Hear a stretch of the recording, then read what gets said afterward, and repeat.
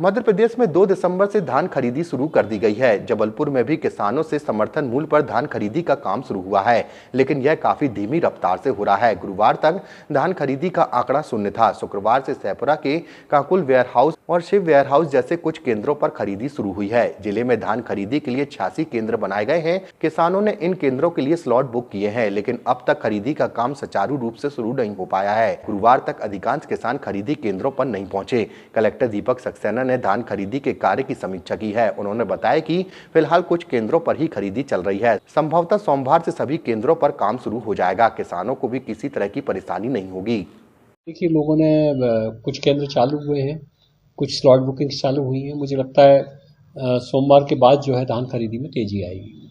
Sir 86 केंद्र बनाए हुए थे और इसमें कुछ 17-18 CLF के प्रस्ताव आए हुए हैं, तो CLF में क्या निर्णय हो रहा है? क्या CLF को भी काम दिया? CLF में निर्णय राज्य शासन को लेना है। हमारे यहाँ से हमको प्रस्ताव भेजना है। प्रस्ताव भेजने के लिए ये राज्य शासन की जो उपार्जन नीति है, उस उपार्जन नीति में ये बात कही गई है कि यदि आपके पास सोसाइटी नहीं है तो फिर आप जो है CLF को या SHG को काम दे सकते हैं।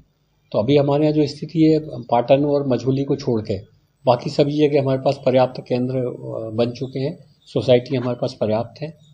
पाटन में भी ये भी कहा गया है कि एक सोसाइटी को आप 3 केंद्र भी दे सकते हो। 2 केंद्र तक कलेक्टर की अनुमति से मिल जाती है, तीसरे केंद्र की अनुमति जो है वो राज्य शासन के अनुमोदन से मिलती है। पाटन में पिछले साल 25 केंद्र थे, इस साल 17 केंद्र बन चुके हैं।